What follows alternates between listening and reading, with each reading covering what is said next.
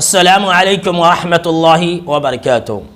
हमीदन व मुसल्लियन अम्मा बाद। बिरादरान इस्लाम, आज मैं आप सब के लिए एक अहम दुआ लेकर के हाज़िर हुआ हूँ और वो दुआ इस ताल्लुक़ से है कि हम अल्लाह रब्बुल आलमीन से ये हमेशा दुआ मांगते रहें। हम अल्लाह रब्बुल आलमीन से ये सवाल करते रहें कि अल्लाह तू मुझे हिदायत के ऊपर क़याम दाम रख।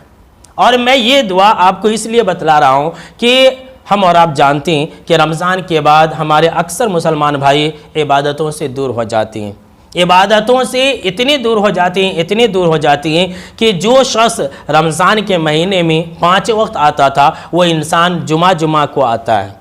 मुअज़्ज़िन साहब आज़ान देते हैं, भाई लोग सुनते हैं, मस्जिद के सामने से गुज़र जाते हैं, लेकिन ज़र्रा बराबर भी ये एहसास नहीं होता है कि मैं तो रमज़ान में इबादतों को अंजाम देता था, अब मैं क्यों नहीं जाऊँगा।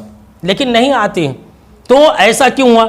ऐसा इसलिए हुआ कि हिदायत से ऐसे लोग पलट गए।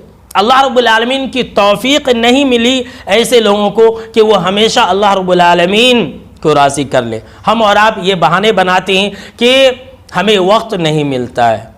हम और आप ये नहीं सोचते हैं कि अल्लाह रब्बुल आलमीन की नज़दीक और अल्लाह रब्बुल आलमीन के नज़र में हम इतने गए गुज़रे हो चुके हैं कि अल्लाह हमें अपने घर में नहीं बुला रहा। अगर हम ये सोच लें तो हम नेकियों की तरफ राग़िब रहेंगे। तो खैर मेरे दोस्तों, आज मैं आपको 2 दुआएं सिखलाऊँगा, एक कुरान से और एक हदीस से।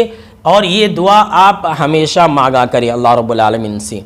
और इस दुआ के अंदर इसी बात का जिक्र है कि अल्लाह तो मुझे हिदायत के ऊपर क़ायम व दायम रख। अल्लाह तो मुझे हिदायत पर आ जाने के बाद गुमराही की तरफ मत ले जा।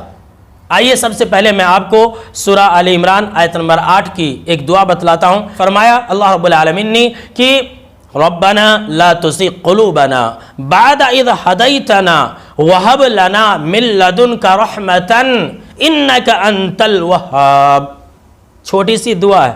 इस दुआ का माना और मफ़हूम क्या है कि ए हमारा रब, तू हमारे दिलों को टेढ़ा ना कर दे हिदायत पर आ जाने के बाद। जी हाँ मेरे दोस्तों, रमज़ान के महीने में हम और आप हिदायत पर थे।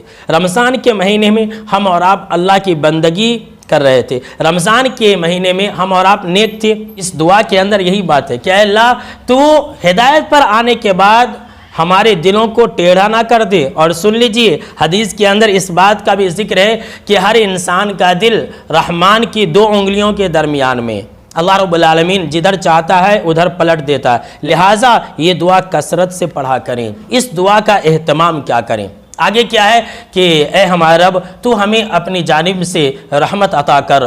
तू बहुत देने वाला है, तू बहुत अता करने वाला है।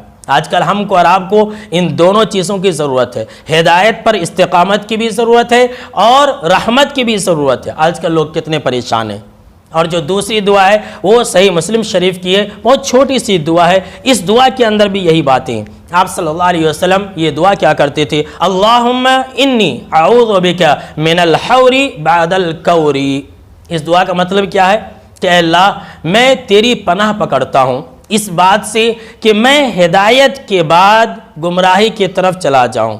अल्लाह मैं पनाह पकड़ता हूँ इस बात से कि मैं नेकी के रास्ते पर आ जाने के बाद बुराई की तरफ चला जाऊँ। अल्लाह मैं इस बात से पनाह पकड़ता हूँ कि मैं अच्छा बनने के बाद बुरा बन जाऊँ, मैं नमाज़ी बनने के बाद बेनमाज़ी बन जाऊँ, मैं तौहीद पर आने के बाद शिरक और कुफ्र और मासियत की तरफ चला जाऊँ। ये सारे माने इस एक जुमला के अंदर पाए जाते हैं। तो कितनी बेहतरीन दुआ है। लिहाजा मेरे दोस्तों, हम और आप इस दुआ को लाजिम पकड़े और अगर ये दुआ हमेशा मांगेंगे तो हो सकता है कि हम और आप हिदायत पर क़ायम दाम रहेंगे। तो आखिर में अल्लाह रब्बुल आलमीन से हम यही दुआ कर रहे हैं कि अल्लाह रब्बुल आलमीन हमको और आपको नेकियों के ऊपर मरते दम तक क़ायम दाम रखे।